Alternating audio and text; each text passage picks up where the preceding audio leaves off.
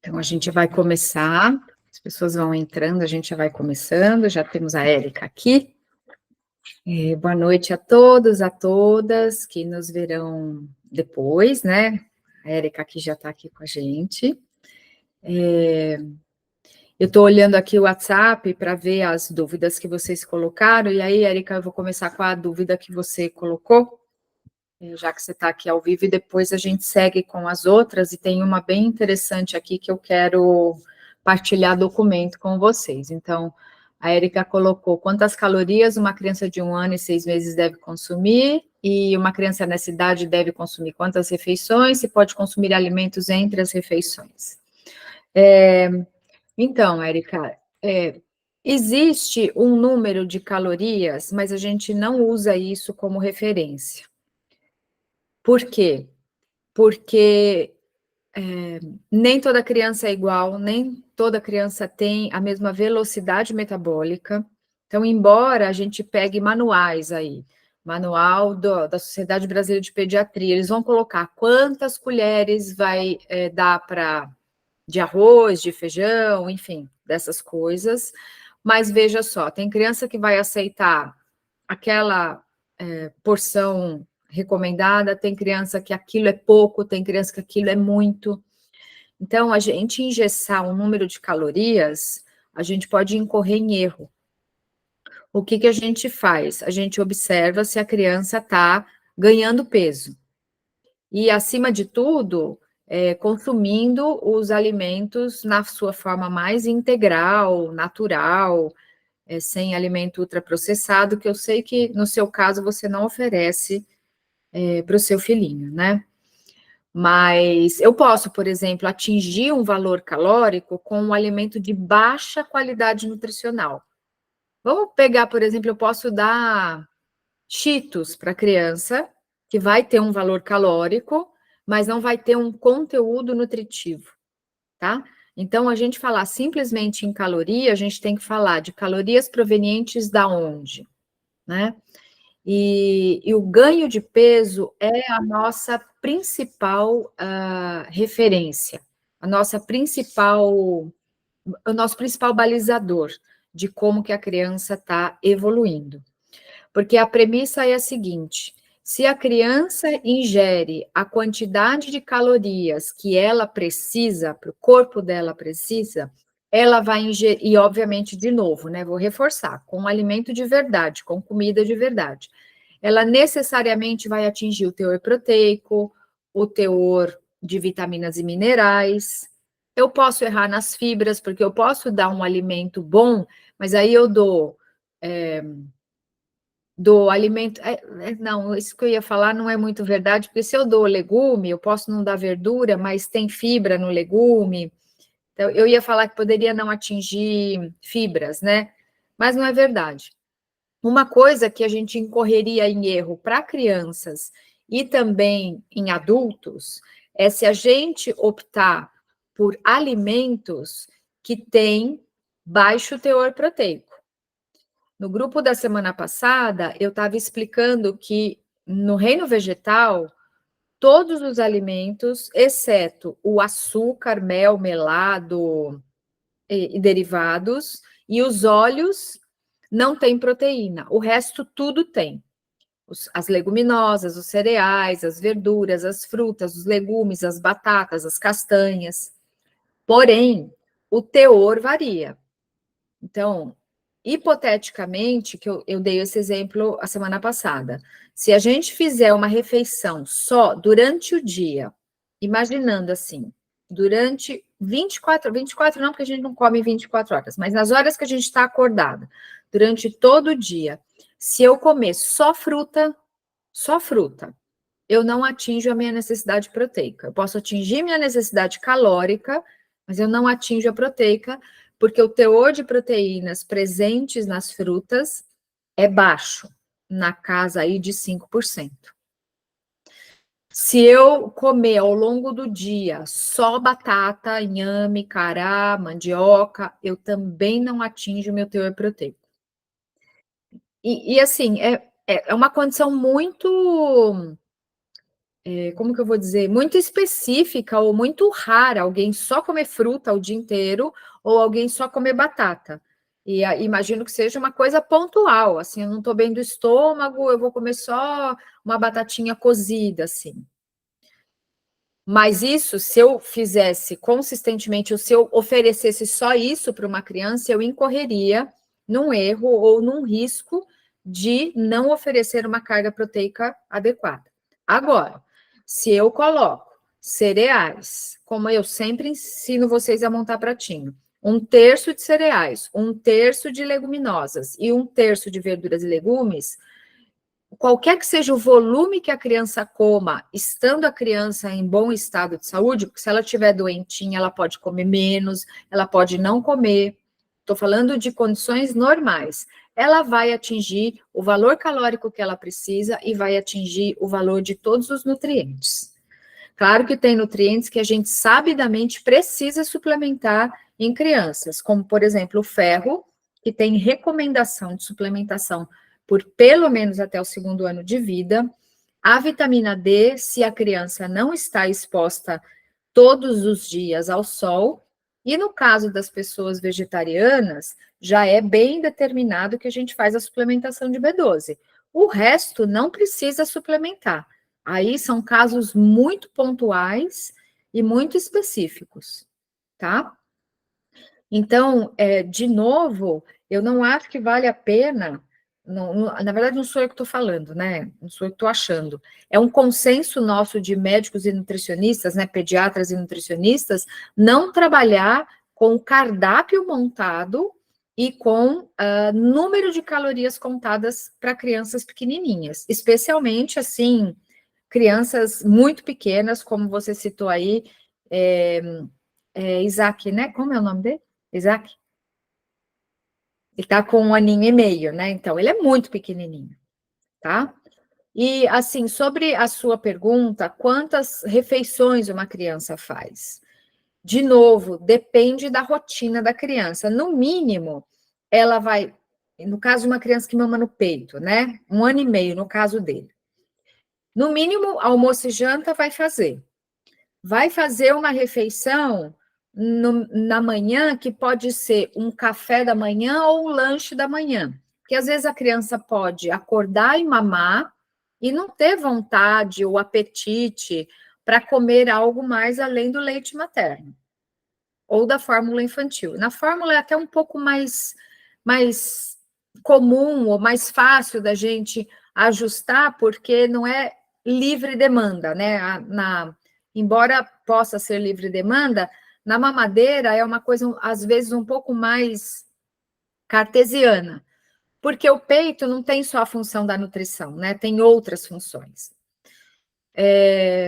Então, se a criança come uma refeição na manhã e ela mama no peito, pode ser que ela fique com uma refeição da manhã, o almoço, e em geral, rola uma refeição à tarde, que pode ser o leite materno, ou pode ser a associação do leite materno com uma fruta, um mingau, uma panquequinha, ou só esse tipo de alimento, e à noite. Então, de 3 a 4 refeições, sendo que 4 é bem uma base bem comum que eu percebo aqui no consultório, tá? Então, mais ou menos isso. E aí, a sua pergunta se a criança pode consumir alimentos entre as refeições que você está falando, é café da manhã, almoço e janta? Seriam lanches intermediários? Sim, seria, às vezes em quando o Isaac ele come, né? Aí ele fica apontando pra geladeira, assim, e ele já comeu. Então eu queria começar a treinar ele a ter somente, né, 3 ou 4 refeições nos horários certos, sem estar comendo entre as refeições. Então eu queria saber se eu posso ficar dando essas coisinhas para ele comer, né? Petisco, fora do horário dele, do horário certo dele se alimentar. Ah, entendi. É uma boa pergunta, porque assim, vou até pegar uma palavra que você usou, que é petisco. Nem adulto e nem criança deveria petiscar, tá? No caso aqui da pergunta, né, que a Érica fez, eu estou entendendo, ele toma café da manhã, ele deve mamar, e aí vai almoçar, faz um lanche da tarde e janta. E aí entendi que a pergunta seria se ele come entre o almoço e o lanche da tarde, entre o lanche da tarde e o jantar. O que precisa observar, não só esse pequenininho, como todas as crianças, se começar a pedir muita comida, almoçou e logo já está pedindo comida antes de um horário que seria o habitual de fazer lanche da tarde, pode ser que a criança não comeu o suficiente na refeição anterior. Isso é uma possibilidade. Outra possibilidade é a gente considerar que a criança está no momento de curiosidade, de exploração, né? Então, a gente não precisa ter uma rigidez, mas é bom a gente evitar que a criança belisque, ficar, como você usou o termo, petiscando, tá? Então, é melhor a gente circunscrever o momento das refeições, até para a criança entrar num ritmo, compreender a questão dos horários com muito carinho, né? Sem, assim, ser uma coisa rígida e sem ser uma coisa agressiva, que eu acho que aqui ninguém vai fazer de uma forma... uma forma a não considerar a criança, né? Assim, uma forma impositiva e autoritária, assim. Mas petiscar, não. E aí eu convido você a avaliar se, no caso, se ele está fazendo isso com muita frequência, se ele está saindo bem satisfeito da refeição anterior. Ou se é só uma curiosidade, né? Ah, eu quero abrir a geladeira, porque é uma coisa que a hora que você abre, tem luz, é geladinho, tem toda a brincadeira que é abrir uma geladeira, que é abrir uma gaveta, tirar as coisas de lá de dentro, mexer num pacote, de fazer barulho, de ver o colorido das embalagens, mesmo que sejam embalagens de alimentos minimamente processados, como arroz e feijão, elas fazem barulho, né? Então, é isso. Eu diria para você observar essas duas coisas, né? Se há curiosidade, se ele está satisfeito da refeição anterior, mas petiscar eu acho que não seria o recomendado. Ainda mais assim que as crianças de leite materno, elas vão acabar mamando nesses intervalos, vão dar uma mamadinha, às vezes, por alguma demanda que não necessariamente seja fome, às vezes um chamego, às vezes tá com sede, às vezes qualquer coisa, né? A criança pega o peito por várias razões. Tá bom? Tá. Obrigada, Ana. Imagina, querida. Eu queria ir primeiro para a pergunta da Bruna sobre a questão do óleo de linhaça, que ela está com a dúvida de dicas assim para dar o óleo de linhaça para a Cecília. Quando eu recomendo vocês introduzirem o óleo de linhaça na alimentação das crianças, eu sempre menciono as várias possibilidades. Então, dar na colherzinha, como no caso a Bruna estava fazendo, né, de dar na colherzinha para a Cecília, colocar um pouquinho em cada refeição, colocar tudo numa refeição, colocar em 2 refeições. E tem criança que realmente não aceita o óleo de linhaça, seja porque ela não foi treinada desde pequena, seja por qualquer razão, que as crianças acabam...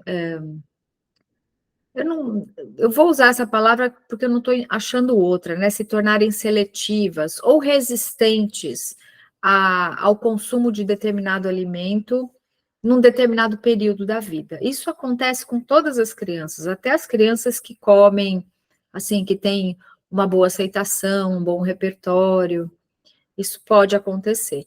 Então, eu acho que poderia, assim, um lugar que eu considero muito fácil de dar o óleo de linhaça por causa da palatabilidade. Estou falando mais com a gente adulto, né?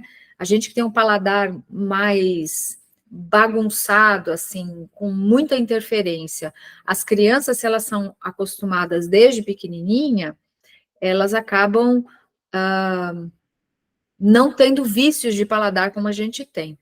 Então, um lugar que é fácil da gente colocar o óleo de linhaça é em fruta. Então, se a gente vai dar uma fruta amassada, um purê de fruta, no sabor mais adocicado, o óleo de linhaça que tem um fundinho amargo, aquilo passa bastante desapercebido. Então, uma possibilidade é colocar nas frutas. Outra possibilidade é colocar um pouquinho em cada refeição, bem pouquinho, assim. Então, faz uma panquequinha para o café da manhã, e aí joga um trisquinho, assim, pega com a faca, passa um pouco do óleo de linhaça na panqueca. Aí depois, na hora do almoço, pinga um pouquinho de óleo de linhaça na comidinha. No lanchinho da tarde, a preparação que optar por oferecer, coloca outro pouquinho. E aí, de pouquinho em pouquinho, a gente acaba somando fácil 5 ml, tá? No caso, numa rejeição absoluta, eu tenho algumas crianças que eu acompanho que rejeitam totalmente o óleo de linhaça, a gente faz suplemento de DHA. Mas eu tenho a preferência sempre de oferecer a forma do alimento, vocês sabem disso, sempre comento isso nas consultas, né? Então, é melhor que a gente dê na forma do óleo, tá? Então, aí, Bruna, fica essa a dica. Às vezes, Bruna, a Cecília tá cuspindo por causa da textura, às vezes não é nem o sabor, porque uma coisa oleosa na boca, às vezes deixa de ser agradável, né? Pensa na gente colocando coisas oleosas na boca, muito gordurosas, assim, pegar uma colher de azeite e botar na boca. Às vezes não tem boa aceitação mesmo. Então, tem que avaliar, e a questão é ter paciência, e sempre que a criança rejeitar alguma coisa, é importante a gente assim, ok, tá tudo certo, é hoje, é amanhã, é uma semana, mas continuar oferecendo. Obviamente, né, sem ofender a criança, sem ultrapassar um limite de bom senso, que eu acho que cada um aqui tem totalmente esse senso, né, de limite com a criança, mas é assim, não só com óleo, como com as verduras, os legumes, essa seletividade, por falta de outra palavra aqui, que algumas crianças fazem em determinados períodos da vida. A dica é realmente assim, sempre colocar no campo de visão da criança. E acima de tudo, a gente dá o exemplo também.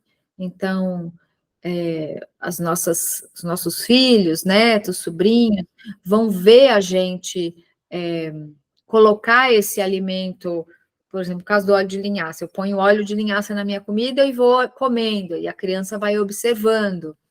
Ou eu vou querer oferecer verduras, eu tenho que comer a verdura na frente dela para dar esta referência. Então, pode ser que aconteça com algumas crianças de comerem muito sozinhas, em creches, por exemplo, elas têm as referências de outras crianças, mas dependendo da estrutura de creche, de escolinha, você não tem um adulto para dar referência, e naquela turminha ninguém come, então um não é referência para o outro, né? Isso para tudo, tá? Eu estou ampliando agora um pouquinho além aí da questão do óleo de linhaça, para todos os alimentos. Deixa eu ver que entrou, assim, vocês fizeram pergunta aqui, deixa eu dar uma olhadinha. Pode colocar na vitamina, sim, pode colocar onde você quiser, tá? O que não pode fazer com óleo de linhaça ou de chia é aquecer. Eu coloco o alimento na panela, coloco o óleo. Não, você aquece o alimento e sobre o alimento quente você pode colocar. Mas no caso de fazer uma preparação batida no liquidificador, sem problema algum, tá? Aí a Fabiana está falando que oferece na seringa e já acostumou. É assim, cada criança vai acostumar de um jeito. E eu estou entendendo que a Bruna disse que a Cecília aceitava bem na colher e agora deixou de aceitar. E é isso, é acolher que nesse momento tem essa rejeição, pode ser que volte a aceitar depois, pode ser que a gente tenha que mudar a forma de apresentação, tá? É um desafio mesmo. Um dia depois do outro, né? Vamos lá. Tem duas questões aqui que eu queria também tratar. Uma delas é mais simples. O óleo de chia é tão bom quanto de linhaça. É a mesma coisa, Fabiana. Na verdade, não é a mesma coisa, né? O óleo de chia, de linhaça, mas como a gente pensa em ômega 3, os dois são fontes. O óleo de chia, ele é mais difícil de achar, e eu, pessoalmente, nunca comprei. Então, eu não, nesse momento, não conseguiria dar um testemunho em termos de sabor. Não sei se vocês já, aqui, quem está aqui, se já experimentou e se poderia dar um testemunho, né? E quem nos assiste depois, vai nos assistir depois, se já tiver feito essa comparação, colocar no grupo aqui. Você compra o de chia? Então, eu vou até experimentar qualquer dia, mas ele não é fácil de achar. Não é assim um óleo que você entra em qualquer lojinha, você vai ter que selecionar a loja. A que eu vou, que eu compro as coisas, o óleo, os granel, tudo, não tem óleo de chia. O que a gente tem de óleo de chia no mercado, que eu também ainda não experimentei, mas é um produto relativamente novo aí, deve ter alguns poucos anos aí, 2 anos, não sei, chamado óleo chia, que aí sim, é mistura de azeite com óleo de chia. E aí, se eu preciso dar 5 ml de óleo de chia, no óleo chia que tem 50 de azeite e 50% de óleo de chia, eu teria que dar 10 ml por dia. E pode ser uma dose para adulto também, tá? Não é fácil achar, moro em Brasília, tem um mercado aqui que vende. Aqui em Campinas certamente deve ter, São Paulo com certeza tem, mas não é em qualquer lojinha, não. Realmente, assim, as que eu já fui, eu nunca vi óleo de chia. Acho que por isso que eu nunca comprei, porque eu nunca achei. Mas aí dá para comprar na internet também. É algo que, assim, nem estava com isso no meu radar, porque me ocorreu mesmo, né? Imagina, sem problema. Queria colocar aqui a dúvida da Aline. O filhinho dela está com 11 meses e estava tomando fórmula 2 vezes por dia e ainda mama durante o dia. Aí começou a tirar a fórmula da manhã e substituir por fruta antes da soneca. E agora, com uma refeição a mais, estou sem ideias do que é melhor dar para ele. Também, quando fizer 1 ano, sei que já posso tirar a fórmula. Então, Aline, como é uma coisa bastante específica do neném, a gente acho que precisa conversar um pouquinho. Mas, dependendo do horário, por exemplo, eu estou entendendo que ele está mamando fórmula e leite materno. É essa compreensão que eu tive aqui, né? Porque você colocou fórmula 2 vezes ao dia e ainda mama durante o dia. Então, eu estou assumindo que é um aleitamento misto. Então, se ele não está indo para uma creche, escolinha, essas coisas, está só ficando com você, a fórmula eu acho que passa a ser desnecessária. Pode, e com 11 meses ainda, pode tomar o leite materno, comer uma frutinha, almoçar, comer frutinha e leite materno à tarde e jantar à noite. Então, eu não sei se esse é o caso, tá?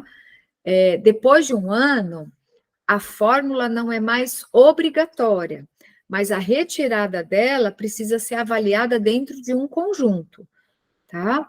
Então, eu acho que, nesse caso, assim, como existem algumas variáveis, aqui, se está bem para frente, você nem tem condição de entrar agora, né? Acho que é meio madrugada aí.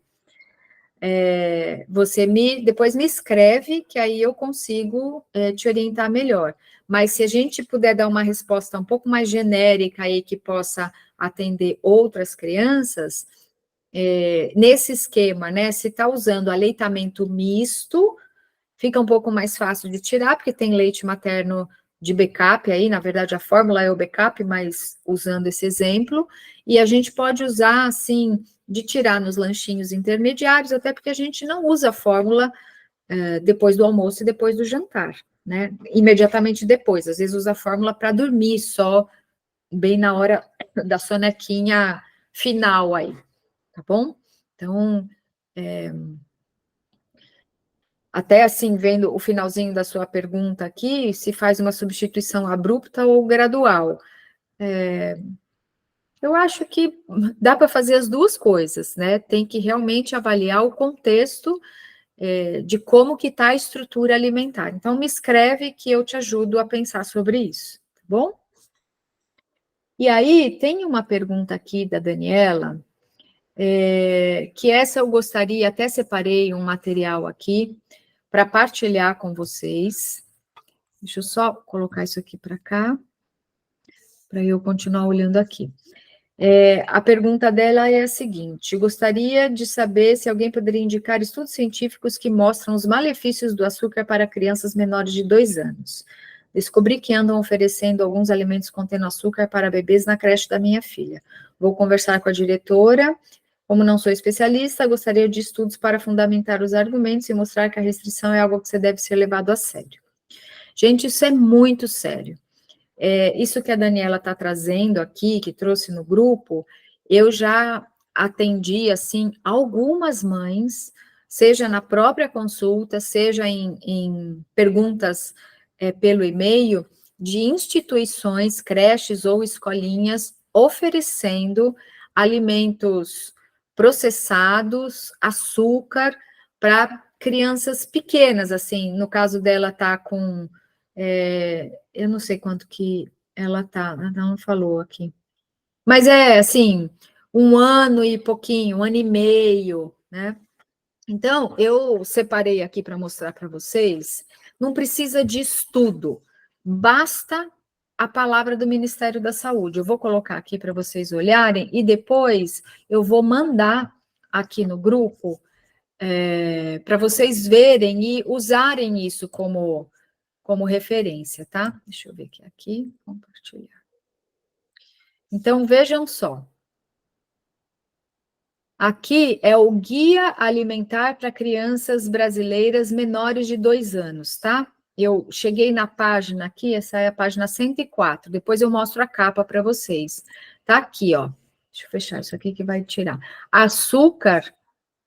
Deixa eu ampliar bem para ficar bem facinho de ver, ó. Açúcar não deve ser oferecido à criança menor de 2 anos. Isto é uma recomendação do Ministério da Saúde, num guia publicado, se não me engano, em 2014. A gente já vai olhar a capa dele, tá? Então, ó, nos 2 primeiros anos de vida, frutas e bebidas não devem ser adoçadas com nenhum tipo de açúcar. Branco, mascavo, cristal, demerara, açúcar de coco, xarope de milho, mel, melado e rapadura. Também não devem ser oferecidas preparações que tenham açúcar como ingrediente, como bolos, biscoitos, doces e geleias.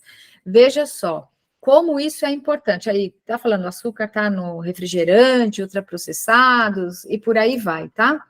Então, esse pedacinho aqui, esse comecinho até aqui, resume muita coisa, quer dizer, fala tudo que a gente precisa, porque, primeiro, a gente não deve colocar nenhum açúcar na vida da criança. E quando faz aniversário de 1 ano, eu acho que agora o movimento aí de ir atrás de bolos, pessoas que fazem bolos para bebês e usam uva passa, usa tâmara, usa essas coisas, né? Tá crescendo. Mas, na grande maioria das pessoas, você faz aquele mega bolo recheado com doce de leite, leite condensado, sei lá eu, creme de não sei o quê, faz cobertura de não sei das quantas, e tem gente na festinha de 1 ano querendo enfiar esse bolo na boca da criança, tá? Então, quando a gente fala, tem receitinhas para partir aí de 1 ano, que é quando a gente explora mais esse universo de receita, é receita simples, não é receita elaborada, é uma panquequinha de aveia com banana, não precisa ficar colocando grandes coisas ali. Quando a gente precisa aumentar o valor calórico, a gente não usa açúcar e similares, a gente vai aumentar com gorduras, a gente vai aumentar dando mais tubérculos, que é facinho de digerir, não tem tanta fibra, então não vai dar tanta saciedade, tá? Então, a Dani acabou de entrar, eu acho que, Dani, foi você que escreveu sobre a pergunta de açúcar na escola, não foi? Você que acabou de entrar aí? Ei, Ana, fui eu sim. Tá. Tudo bem? É que agora a gente está no processo de colocar, a gente vai colocar a Violeta para dormir agora, por isso que eu não tinha entrado, mas aí eu Não, vi a mas é mensagem do Rodrigo.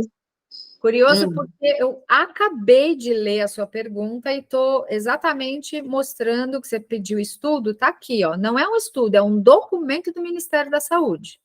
Eu até grifei aqui, eu vou colocar no grupo depois, tá? Então, eu já tive outras questões com outras mães, mas existe também, vocês conseguem ver aqui, o Manual de Nutrologia. É a mesma coisa, ó. Recomenda-se não consumir açúcar de nenhum tipo durante os 2 primeiros anos de vida da criança. Isso aqui é um guia Alimentação do Lactente da Sociedade Brasileira de Pediatria.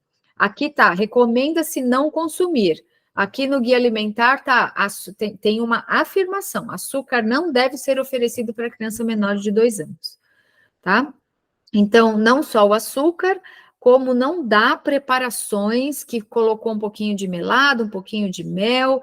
Eu acho que isso é uma prática, gente, que a gente dá muito trabalho para a gente, porque tem os vovôs, né, as vovós, as titias, o povo que, sei lá, não sei o que pensa que vai dar, de querer de dar sorvete. Você vai, às vezes, andar em shopping, em sorveteria, você vê às vezes criancinha pequena tomando sorvete. Então, é uma prática que pode, assim, dar cárie, dar distúrbio de paladar, porque, gente, o açúcar é uma coisa extremamente viciante. É muito gostoso. O que é melhor? Tomar uma limonada, que é água com limão, ou uma limonada docinha? Quem acostumou com a limonada sem açúcar, estranha a limonada docinha, mas vamos combinar que é mais gostoso para o paladar uma coisa mais docinha, de forma geral, tá? Fala, Dani. Não, então, o que eu tinha perguntado no grupo até, porque eu sabia dessa recomendação, né? Que era uma recomendação oficial do Ministério da Saúde, eu sabia disso, mas eu estava querendo saber. Tipo assim, essa recomendação é baseada porque eu vi, estava lendo aí isso daí que você mostrou, falando que pode causar obesidade, tem a questão do paladar, que fica mais viciado em coisas que são mais, que são calorias mais vazias, tudo isso, e a questão da cárie, eu já vi a própria dentista da Violeta também falou que a partir de 2 anos o risco de cárie é muito maior se a criança ingere açúcar. E eu queria saber também, tipo assim, essas recomendações são baseadas em estudos científicos que mostraram isso, que fizeram estudos com crianças que consumiam açúcar, e também uma coisa que eu não vi nesses documentos aí, Ana, é justamente disso que você estava falando agora, de impactos assim neurológicos, sabe? Porque a gente ouço falar do senso comum que o açúcar pode deixar a criança mais agitada, mais ansiosa, de ter além do aspecto assim mais fisiológico no sentido de obesidade, diabetes, riscos maiores para isso, entendeu? Queria saber também nesse aspecto do desenvolvimento neurológico. Então, ó, em relação a você falar de estudo, não é ético, assim, nenhum estudo seria aprovado por comitê de ética você fazer isso com criança. Você vê que quase não tem estudo quase não tem estudo com gestante, não tem estudo com criança nesse sentido. Sabendo que aquilo faz mal, você vai fazer um estudo, ninguém aprova isso. Então, eu acho que aqui na cartilha do Ministério da Saúde, deixa eu só ver, eu estou na página aqui 104, né? Vamos lá no finalzinho dele, para ver se tem as referências aqui. Porque normalmente esses documentos têm referência, né? Aí tem o povo que participou.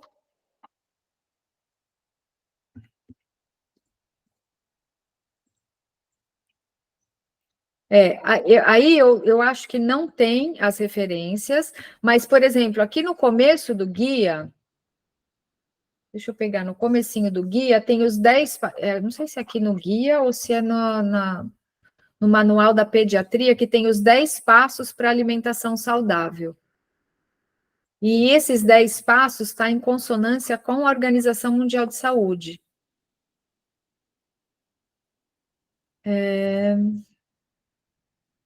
Então, Dani, é bem complicado isso de, assim, ter que provar para uma instituição que eles estão oferecendo algo inadequado, né?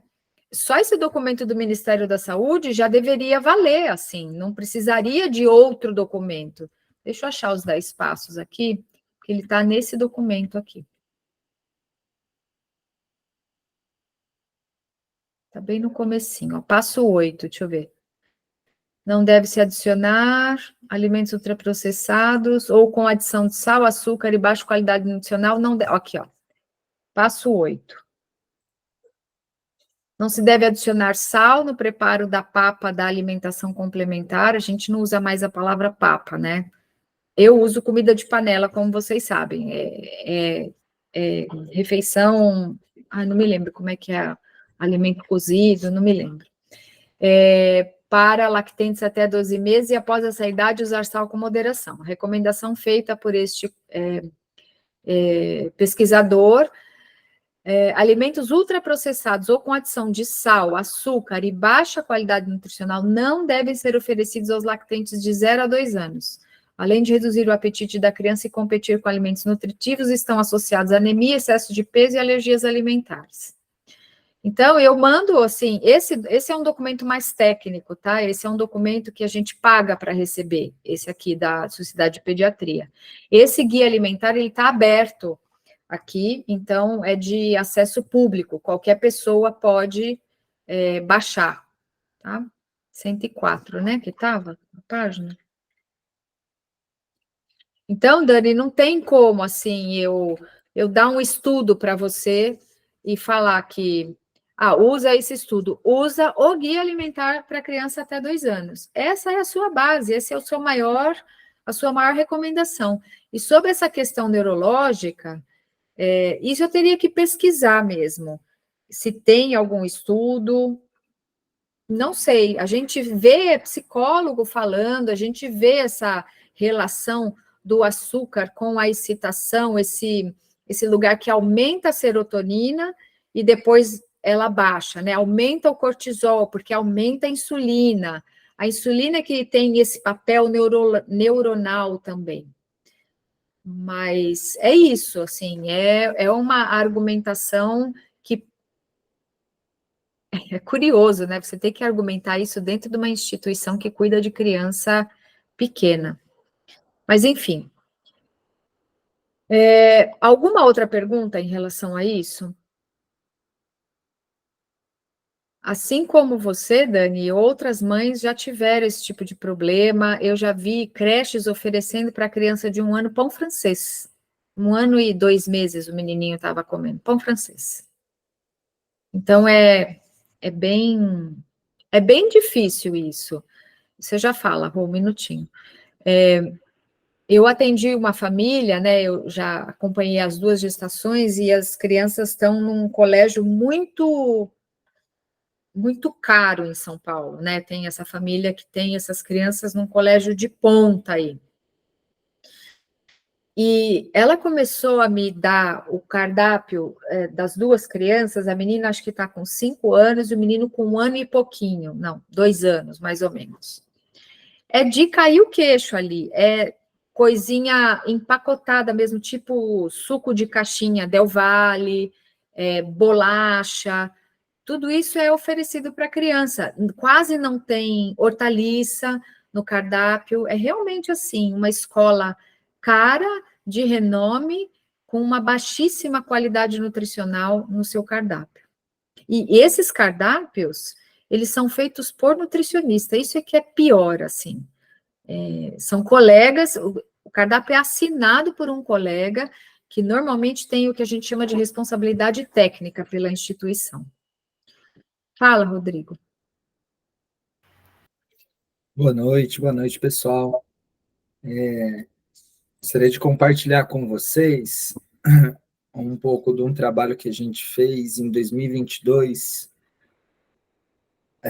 com uma Nutri recém-formada, parceira nossa, né, amiga, que são os textos que estão no site da Escola de Nutrição. Então, tem bastante texto sobre materno-infantil, né? Depois fica o convite para vocês conhecerem um pouco mais desses textos. Queria chamar a atenção para que é um texto bem bacana que fala sobre o direito à alimentação vegetariana nas escolas, que é esse daqui. Eu vou compartilhar lá com vocês. E aqui o trabalho que a Valquíria fez de pesquisa traz um pouco, né, um relato de boas práticas em Florianópolis, leis que amparam as mães e as famílias a demandar realmente da escola uma atenção, um cuidado maior com a alimentação das crianças, né, enquanto uma medida de saúde pública, né? Então, fica aqui o convite também para usar esse texto como embasamento. Aqui a gente pede para pedir para a Valquíria deixar sempre as referências utilizadas, né? A gente tem aqui, então, né, todos os textos da Escola de Nutrição. Ao final do texto você encontra referências, né? Então, por exemplo, para esse daqui, você vai ter essas referências para embasar, né, essa justificativa aí da necessidade de se olhar para a alimentação nessa fase da vida, do desenvolvimento, de maneira mais cuidadosa mesmo, e trazer para esses profissionais que muitas vezes podem estar desatualizados, precisando realmente dessas referências, né, para poder implementar na escola e trazer, né, fazer com que o benefício de uma mãe, uma família, cuidando da saúde do seu filho, da sua filha, possa também levar, né, um movimento de cuidado também, né, para toda a sociedade, a comunidade ali, né, daquela escola. Olha, bem lembrado, Rodrigo, coloca o link ali para as pessoas poderem acessar, não só esse texto, né, mas isso está disponível para vocês ali gratuitamente. A gente teve, então, como o Rodrigo falou, essa parceira, né, essa nutricionista que foi parceira da gente na produção de alguns textos, e o Rodrigo lembrou bem, a gente tem uma série deles ali publicados, e como não foram textos que eu escrevi e que o Rodrigo escreveu, a gente pediu para ela deixar as referências lá. Então, está aberto, tá, para vocês pesquisarem ali. Talvez, Dani, possa ajudar um pouquinho, mas eu ainda insistiria no Guia Alimentar, que é um documento soberano do nosso país. O Guia Alimentar, eu comentei isso no grupo da semana passada, o Guia Alimentar para a população brasileira, ele foi considerado um documento de referência mundial. Alguns países usaram o nosso guia alimentar, isso para adultos, tá? Usaram o nosso guia alimentar como referência para fazer os guias locais dos países. Israel, por exemplo, foi um país que usou o nosso guia. Então, a gente tem um lastro positivo na questão de prevenção, nesse guia de adultos, né, na classificação dos alimentos,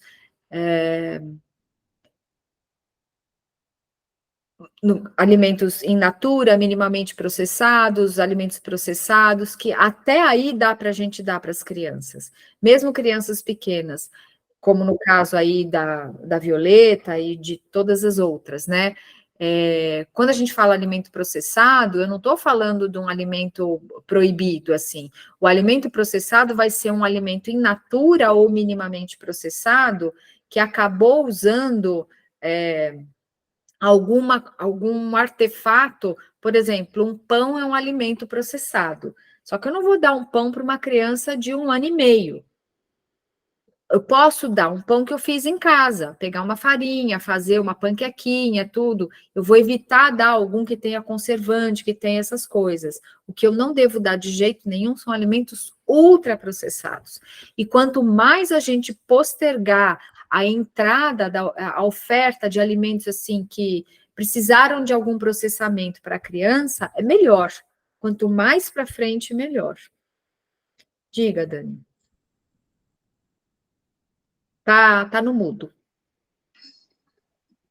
Não, Ana, o que aconteceu exatamente no caso da Escolinha da Violeta, e só para você saber, também é uma escola particular de referência aqui, é o Jardim Waldorf, todo com aqueles princípios. e eles, como a Violeta é vegana, cada dia é uma comida, um dia lá é o iogurte. São 9 crianças na turma, com a Violeta, e tem 2 que têm intolerância à proteína do leite.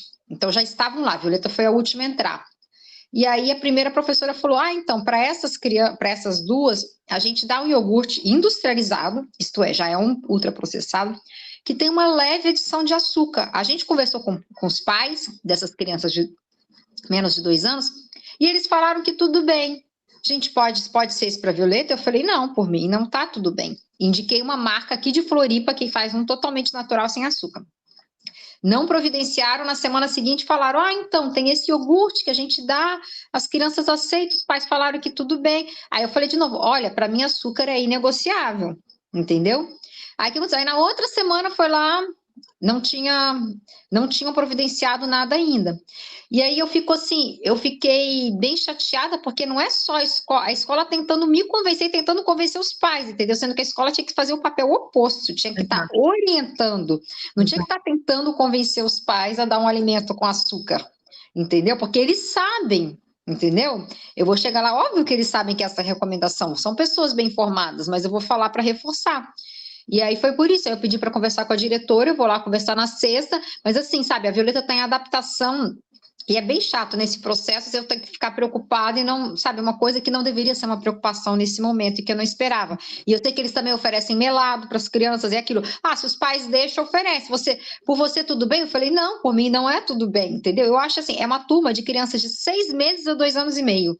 Não tinha que ter nada, entendeu? Nossa, mas é curioso, assim, que a escola Waldorf, ela tem bons princípios, né, de agricultura biológica, de estimular a criança a ir para a cozinha, né, eles preparam a comidinha, eles fazem o pão, eles fazem algumas coisas que as crianças participam mesmo.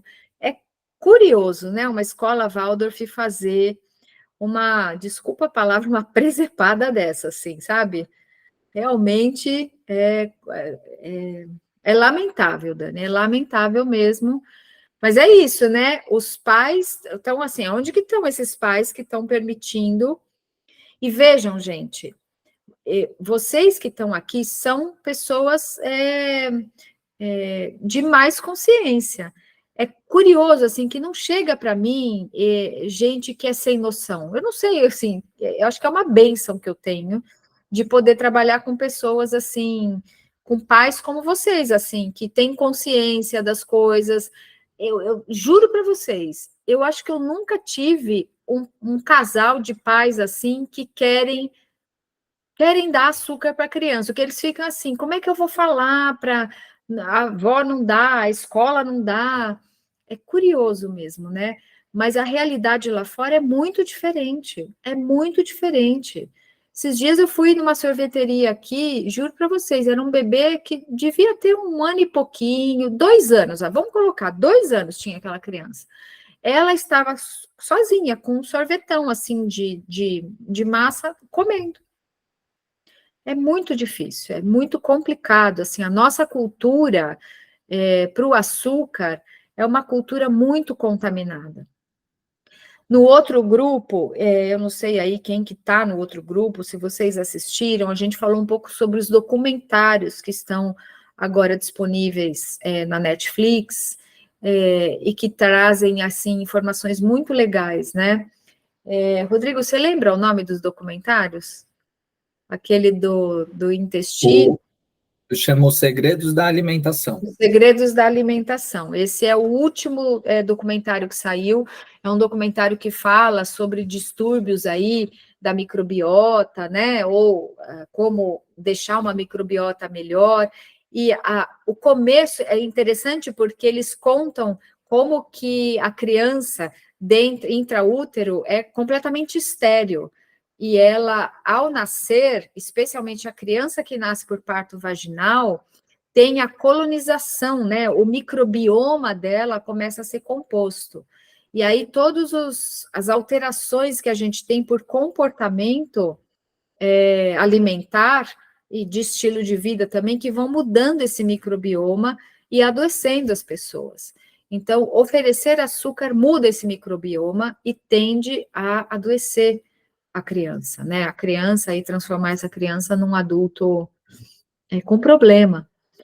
Até o Rodrigo compartilhou no grupo, e aí eu reforço que dia 16 de junho nós faremos aqui em Campinas a exibição do documentário Muito Além do Peso. Este é o grupo que esse documentário é dedicado mesmo, né? Embora ele seja... É um documentário antigo, já acho que de 2012, mas ele está atualíssimo, assim, super atual, e serve para família, serve para escola, serve para, nossa, muita coisa. Está muito bem feito, feito por uma ONG chamada Instituto Alana. O Instituto Alana está no Instagram, eles têm um perfil maravilhoso, umas postagens muito interessantes. Se o Rodrigo puder acessar e colocar já o perfil do Instituto Alana aí para vocês, eu acho que é legal vocês seguirem, porque fala muito de como preservar a infância, preservar a criança, e dicas, assim, muito interessantes para a gente conduzir as nossas crianças. Então, quem for aqui da região, está convidada a participar, é dia 16. Gostaria, assim, de poder contar, quem não puder ir, que possa ajudar na divulgação, para a gente realmente poder atingir quem precisa assistir ao documentário, né? Porque talvez vocês aqui não precisem assistir, mas talvez um conhecido, um familiar, vizinho, um colega de trabalho, pessoas do ciclo das suas relações aí se beneficiem de ver essas informações, tá? Então, a gente reposta em breve, mas enfim, é isso, gente. Sim, era isso que tinha no WhatsApp. Eu não sei se mais alguém quer colocar mais alguma coisa. Deixa eu ver aqui.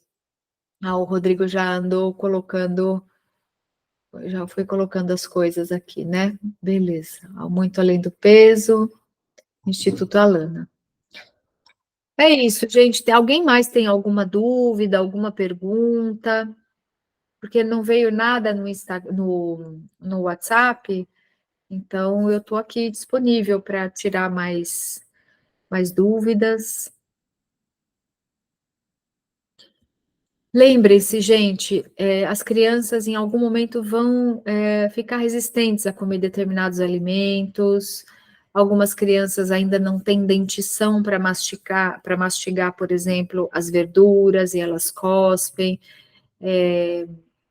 A gente tem que tratar disso com muita calma, e, acima de tudo, uma estrutura para que vocês, adultos, possam se alimentar da melhor forma possível e passar isso para a criança. Eu, recentemente, peguei algumas famílias que a estrutura alimentar não é muito boa, e a queixa era que a criança não comia. É bem complicado quando a gente não tem alguma referência. E, de novo, as crianças que vão em escola, creches, dependendo do número de refeições que ela faz na instituição, ela acaba tendo pouca referência de um adulto. Às vezes, em casa mesmo, às vezes a criança almoça 10h30, 11h, que não é um horário muito típico de nós adultos almoçarmos, né? E janta 5h30, 6h, que também não é um horário muito típico da gente jantar. Então, às vezes, a criança faz as refeições sozinhas e depois só senta para acompanhar a família. Então, na medida do possível, porque isso não vai perdurar para sempre. Se for possível você ajustar o seu horário, a sua rotina, se for possível, com todo respeito às rotinas individuais e às dificuldades que a gente tem no nosso dia a dia. Mas se por um período breve da vida da criança, que são esses primeiros 2, 3 anos de vida, alguns sacrifícios valem a pena. Eles vão ter muitos frutos positivos no futuro, tá? Então, eu sei que não é fácil, eu sei mesmo. Vocês sabem que eu sou mãe, né? A minha cria está aqui, em parceria comigo, e foi bastante desafiador no momento que eu estava cuidando do Rodrigo, introdução alimentar, e com ele um pouco maior. Eu tive a bênção de ter a minha mãe como uma rede de apoio extraordinária. Nem todo mundo tem. Alguns de vocês estão fora do Brasil, estão sem as famílias e com rede de apoio mais limitada. Então, é um desafio mesmo. Vejam o que é possível fazer. E sabendo que é um período que não é assim, parece longo, né? Porque a gente, enquanto está atravessando a situação, ela parece muito longa, mas depois, se você olhar, se você der um passo para trás e olhar o que são 2, 3 anos na vida de uma criança, para depois o resto da vida, pensa em você com seus 35, 40, 50 anos, nessa perspectiva, né, de 2 anos.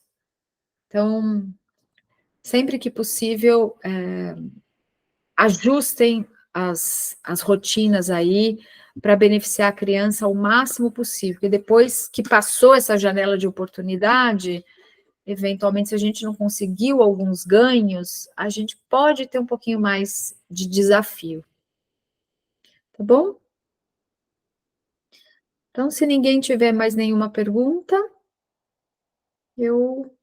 a gente se vê daqui um mês, aproximadamente. Acho que o mês que vem, dia 12 de junho, que é uma quarta-feira, acho que o Rodrigo não marcou o Nutripapo, que é para vocês poderem namorar, né? Quem tem aí os companheiros, companheiras, parceiros e parceiras. Então, a gente vai se ver depois dia 12, dia 17, eu acho, né? Mas a gente sempre avisa vocês aqui, tá? Muito obrigada, queridos e queridas. Boa noite para todos.